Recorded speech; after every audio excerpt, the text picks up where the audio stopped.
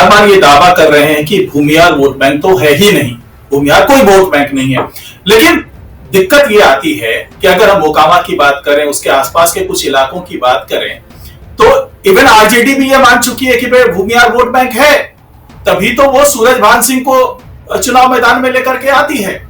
अगर Bhumihar vote bank नहीं होता तो फिर क्या ऐसी मजबूरी थी कि सूरजभान सिंह बहुत दूध के धुले तो है नहीं, उन पर भी तमाम मामले हैं। जिस तरीके से आनंद सिंह के खिलाफ मामले हैं, उसी तरीके से सूरजभान सिंह के खिलाफ मामले, उनकी वाइफ को, वीणा देवी को वहां से चुनाव लड़वाया जाता है।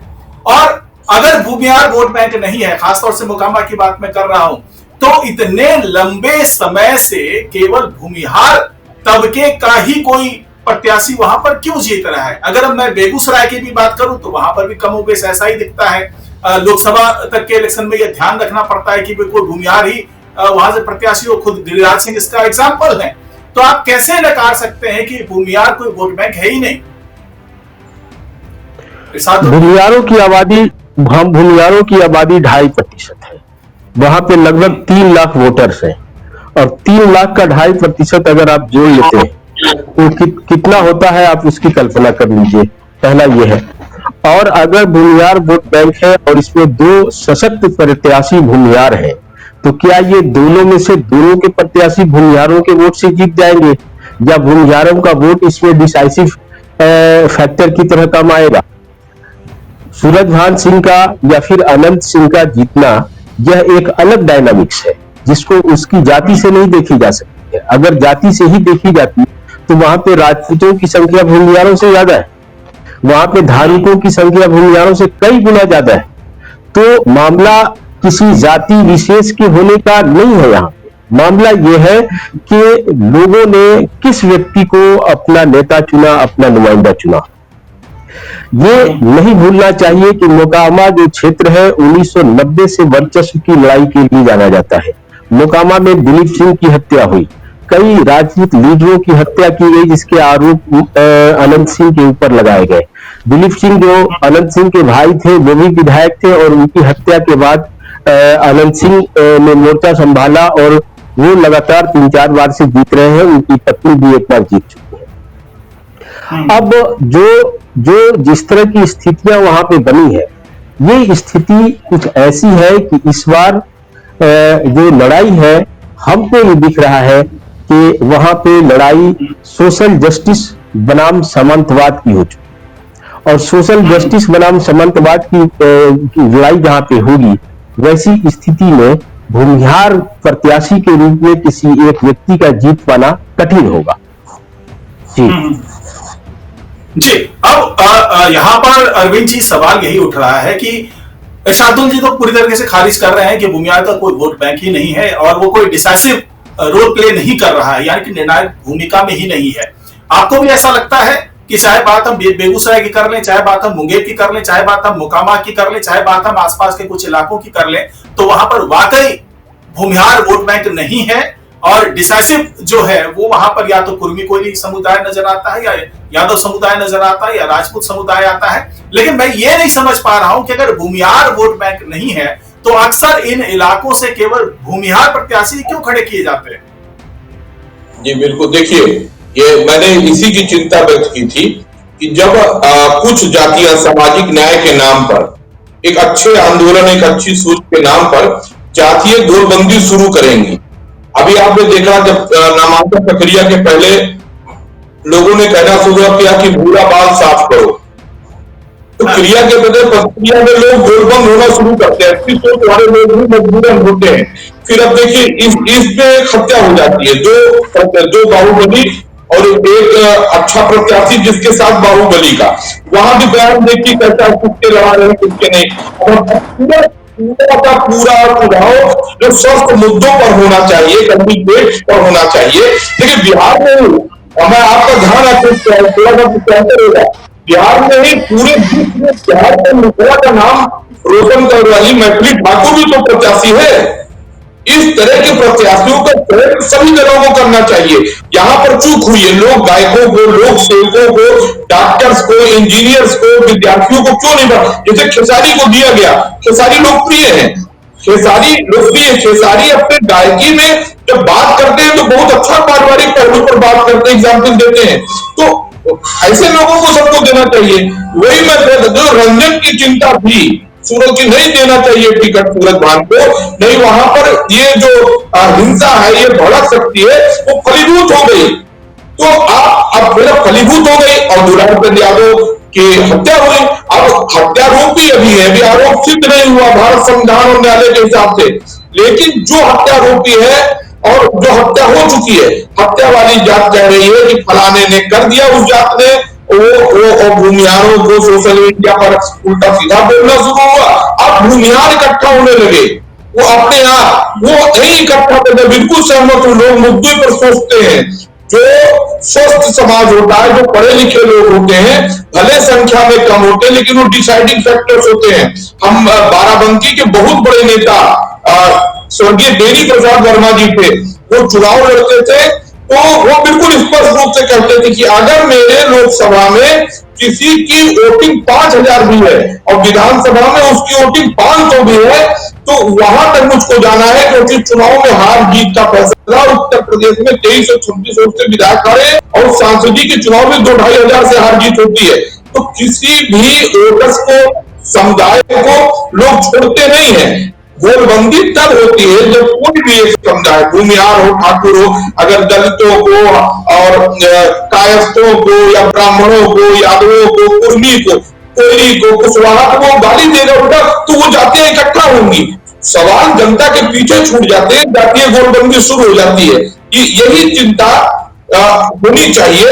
वास्तविक जो है चिंता यही कि हम चुनाव मुद्दों पर लड़े, जनता के हर अटूट कानून व्यवस्था पर लड़े, ना कि दो अपराधी आगे बढ़ जाए या किसी अपराधी प्रवृत्त आदमी किसी के साथ रहे, फिर वो लोग अपनी दबंगई अपने में चुनाव रक्त रंजित कर दे और सारी बहस आ जाए कि इस अपराधी के साथ उसकी जात। यही तो दुर्भाग्य है कि हम दिशा नहीं तय कर पा रहे हैं। ठीक है अरविंद जी। इरशादुल जी, मैं आपको थोड़ा सा करेक्ट करना चाहूंगा। अभी मैंने एक डाटा मंगवाया है, निर्वाचन आयोग का डाटा है। आप इरशादुल जी से मैं बात कर रहा हूं कि इरशादुल जी, आपने बार बार कहा कि भूमिहार जो है वो वोट बैंक है ही नहीं, लेकिन मैं आपको डाटा दिखाऊं तो मोकामा में 2,90,000 रजिस्टर्ड वोटर्स हैं। उसमें से भूमिहार की संख्या है 55,000 से लेकर के 60,000, यादवों की संख्या है 40,000, धानुक की संख्या है जो कि कोयरी समुदाय से आते हैं करीब 45,000, मुस्लिम की संख्या जो है वो लगभग 30% के आसपास आती है। तो कुल मिलाकर के अगर हम देखें तो यहां पर भूमिहारों का वोट बैंक तो है, आप इसे इनकार नहीं कर सकते। ये अब मैं डाटा के साथ बोल रहा हूं, पूरे ही पुख्ता प्रमाण के साथ बोल रहा हूं जो निर्वाचन आयोग ने मुझे दिया है, और आप इससे इनकार नहीं कर सकते। और यही वजह है कि जो तमाम यहां पर जो भूमिहारों का दबदबा रहा है, मोकामा पर खास तौर से मैं बोल रहा हूं, उसके बाद अगर आप कहेंगे तो मैं बेगूसराय का भी बता दूंगा, मैं मुंगेर का भी बता दूंगा, आसपास के इलाकों का भी बता दूंगा। आप इससे इनकार नहीं कर सकते कि भूमिहारों का दबदबा है। और कुल मिलाकर के ये माना जा रहा है कि करीब 50 से 60 सीटें ऐसी हैं जहां पर भूमिहार अपनी उपस्थिति दर्ज कराते हैं और वहां पर हार जीत का फासला कम या ज्यादा करने में सक्षम है।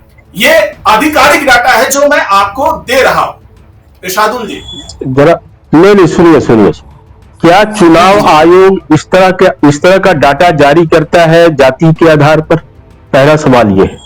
मैं आपके उस डाटा को रद्दी के टुकड़े में फेंकता हूं। इस तरह का कोई डाटा चुनाव आयोग जारी नहीं करता, और इस तरह का कोई डाटा चुनाव आयोग के पास नहीं है, और इंटरनेट के किसी जगह पे आप चले जाए वहां नहीं। मैं आपको एक क्लू देता हूं। चाणक्य जो रिसर्च करते हैं, चाणक्य वाले, वो नामों के आधार पर, उनके सरनेम के आधार पर यह मान के चलते हैं कि यह व्यक्ति फलानी जाति का होगा, लेकिन नोट में वह भी लिखता है कि इस तरह की जाति नहीं है। आपको मैं बताऊं कि भारत में चुनाव आयोग इस तरह का कोई डाटा जारी नहीं करता, और ये डाटा जो है सो बिल्कुल फेक है। अगर किसी ने दिया है तो वो आपको गुमराह कर रहा है। पहली बात ये है। अब सवाल ये है कि हाँ ठीक है, मैं सवाल पे आता हूं।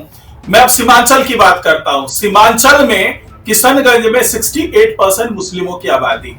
पूर्णिया में लगभग 30% 40% मुस्लिमों की आबादी है। अगर हम अररिया की बात करें वहां लगभग 43% के आसपास है। कटिहार में 42 से 43% के आसपास मुस्लिमों की आबादी है। क्या ये भी डाटा फेक है? इसे भी रद्दी में फेंकेंगे आप? हाँ, नहीं, मैं आपको इसमें फिर करेक्ट करना चाहता हूं। जो डाटा जारी किया जाता है उसके सिर्फ 3 आधार है। पहला है दलित और अनुसूचित जाति अनुसूचित जनजातियों का डाटा, और दूसरा अल्पसंख्यक समाज का डाटा। ये अधिकृत डाटा होता है। उसके अलावा जातियों के आधार पर कोई डाटा जारी नहीं किया जाता। इसलिए जो आप सीमांचल की बात कर रहे हैं उसको मैं इसलिए कुछ नहीं कहूंगा कि अल्पसंख्यकों का डाटा जारी किया जाता है, उसकी गिनती होती है, और अनुसूचित जाति जनजातियों की गिनती होती है।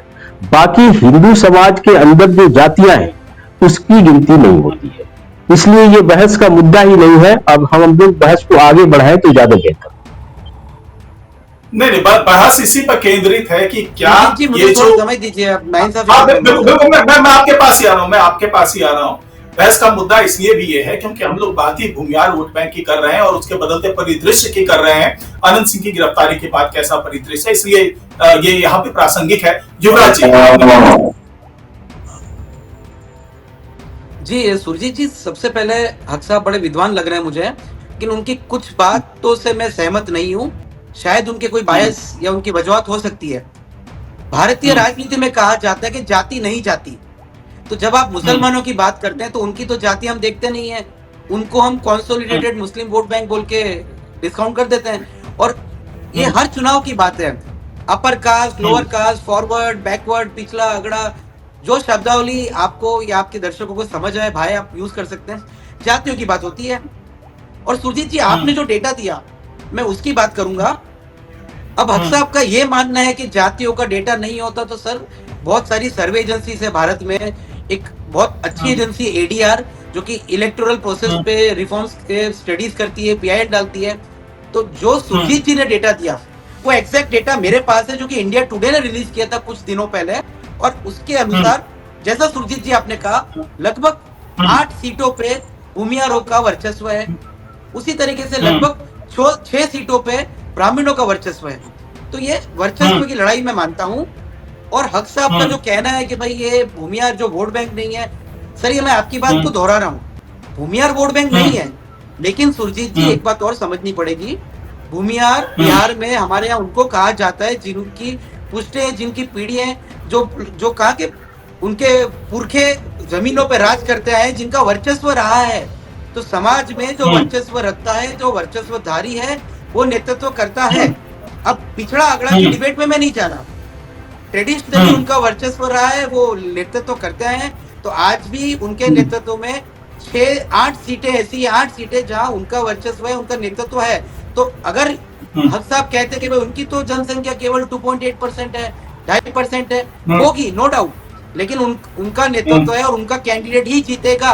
तो यदि उनका वर्चस्व ना हो, यदि उनकी संख्या ना हो, तो काहे आरजेडी वाले जो कि पीडीए के पिछले के पुरोठा बने बैठे हैं, क्यों उन्हें टिकट दे रहे हैं? तो उनको टिकट मिलेगी और वो जीतेंगे। हाँ, पिछला अगला की डिबेट में मैं नहीं जा रहा। कितने क्रिमिनल है, कितने दूध के दूल्हे हैं, उसमें भी मैं नहीं जा रहा। कैंडिडेट उनका होगा और वही जीतेंगे। और ये अनफॉर्चुनेट रियलिटी है। Election at the end of the day is a game of numbers. आप जेल में बैठ के भी अगर नंबर्स लें तो आप जीत सकते हैं। दूध का दूल्हा को उससे कोई मतलब नहीं, लेकिन इलेक्शन की हार्श रियलिटी यही है। इलेक्शन जातियों का जाल है।